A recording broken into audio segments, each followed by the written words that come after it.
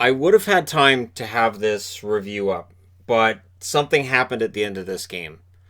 Something that could very well change the whole course of this series. So while I'm wearing Toronto, and this was a great game for the Leafs, you got the feeling at the end of this game their thoughts weren't with the result as much as with a fallen comrade. So, right out of the gate, Toronto looked good. Mitch Marner gets a shot the first minute, and it felt like mentally they were really with it in this game. It's easy to get down. It's easy to get down on yourself, and it's easy to squeeze the stick a little bit harder. It's pretty easy as players to start saying, man, we just can't solve that goaltender. And the Leafs didn't fall for that tonight. Clifford then drilled Kukan as the Leafs started pretty well. Kukan made an exit at that point. I believe he came back. But this was the Leafs letting him know this isn't game one all over again. Game two is going to be different. The shots were 6-0 Leafs 5 minutes in, but Korpisalo was the story again.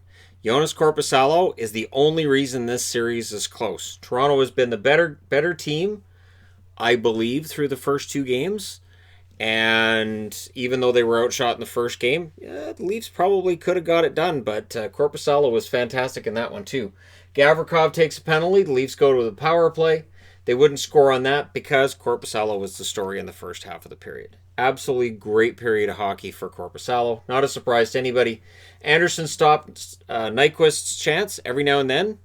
Anderson would make a highlight reel save as well. Not too shabby of a start for him. Foligno takes a penalty. The Leafs go back to the power play. The shots were 14-4 in favor of Toronto 16 minutes into the game.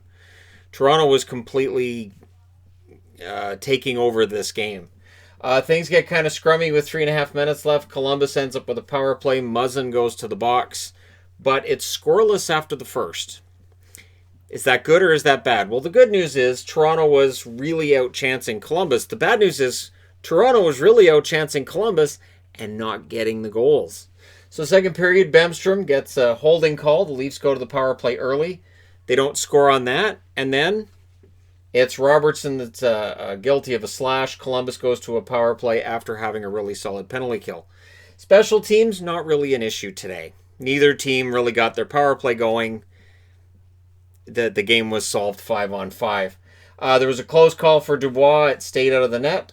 Kerfoot then drew Jenner into a penalty as the penalty parade was continuing in the second period. We've seen this in second periods, it seems, of games so far in the playoffs. Korpisalo's game two looked exactly like game one.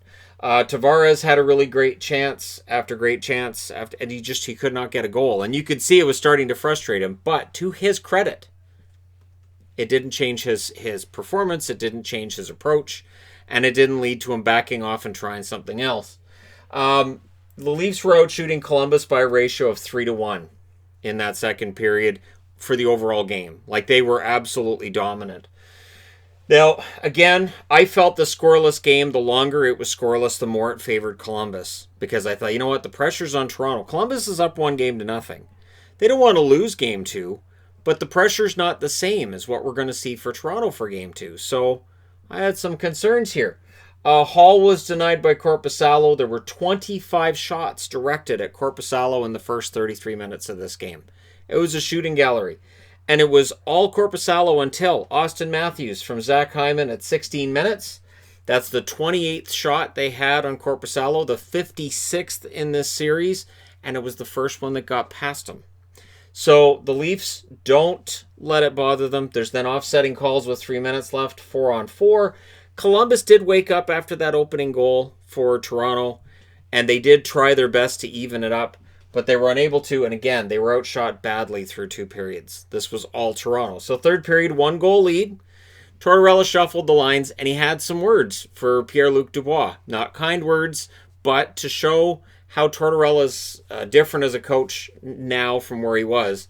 He berates a superstar player and then puts him out on the first shift of the next period. Like, okay, here's what I want from you. Here's what I expect. Go out and do it. Foligno takes a penalty. Early Leafs power play. Solid penalty kill. And Nash actually got a really good chance shorthanded. That was the second really good shorthanded chance he had in the game. Werenski mishandled the puck. It led to a turnover. On that turnover, it ends up being a Tavares breakaway.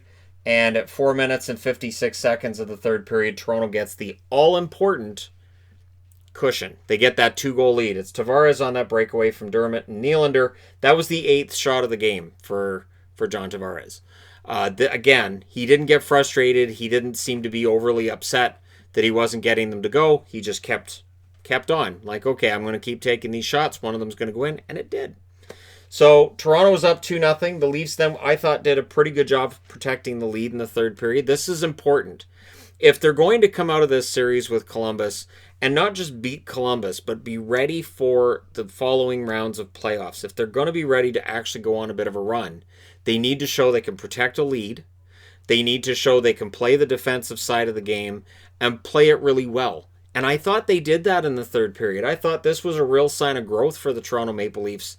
And again, we've been here before in series against Boston last year and the year before. They had really encouraging games.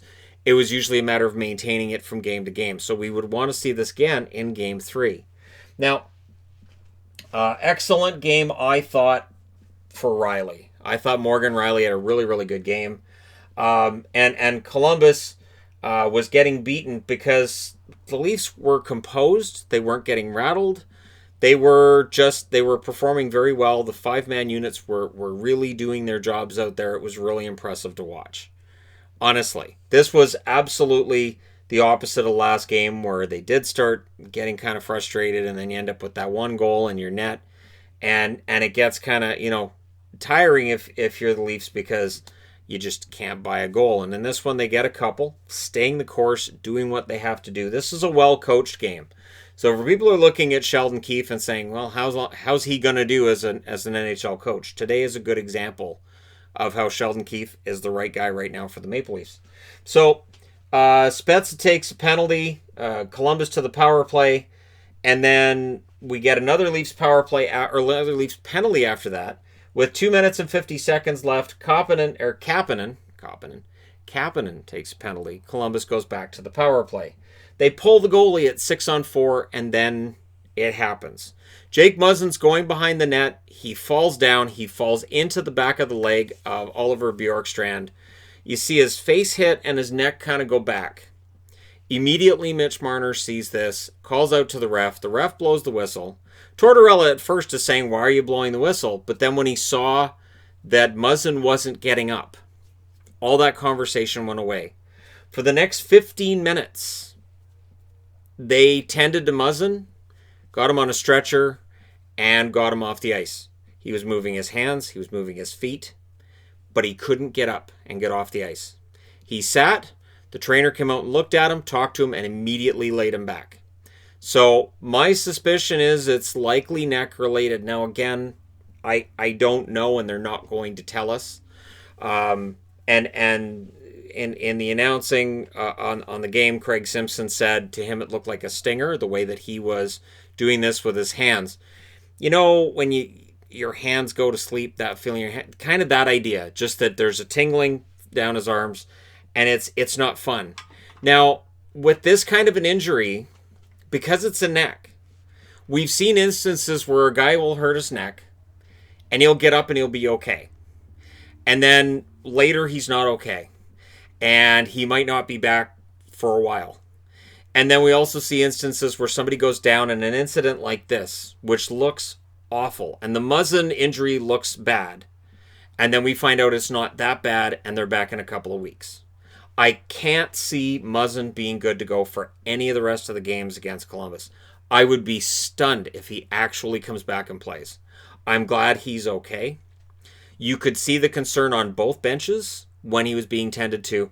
And this was one of those things where Jim Houston pointed out just how absolutely silent the building was. He said, you don't really think about the crowd not being here, and the players don't think about the crowd not being here. Once the puck drops, they're just focused on the game. But in that moment, it was really, really quiet to the point where you could hear what was being said by the medical people on the ice over walkie-talkies, and you could hear the discussion. So here's to hoping that Muzzin is okay. And honestly, here's to hoping the Leafs are okay. Because this is a huge part of their team. We aren't going to hear how serious the injury is to Jake Muzzin. I would imagine the other players on his team will, and it's up to how they respond. We've seen with Winnipeg how they responded to losing Scheifele and Laine. They responded very well. We'll see how it works with the Leafs. The difference being Muzzin being one of their key defensemen on a defense core, which we have discussed its depth before. Sandin probably draws in, I would think, for the next game. But again, we'll see what they do. And once we got past the delay and we got the game restarted, again, remember, Columbus is on a 6-on-4. So they have to remember, hey, we could perhaps get into this. But Riley gets the empty netter from Matthews and Kerfoot at 19:17. That's your empty netter. It was after the power play was over by 7 seconds. And yeah, that's it. I hope Muzzin's okay, because it overshadows everything else that happened in this game. The Leafs do tie up the series. Very important they tied up this series. If you go down 2-0, you're done. Toronto outshot them the whole way through. 15-6 in the first, 14-6 in the second, 10-8 in the third. Final shots 39-20. Columbus out-hit them 28-18 because they didn't have the puck often enough. The power plays, Columbus 0 for 4, Toronto 0 for 5. So Korpisalo saves 36 out of 38, had a great game.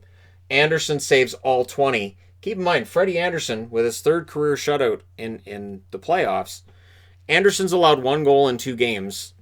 Korpisalo has allowed 2. So these goaltenders are really doing their best to steal the show, but I thought Toronto did a great job today. Fingers crossed for Muzzin that he's okay.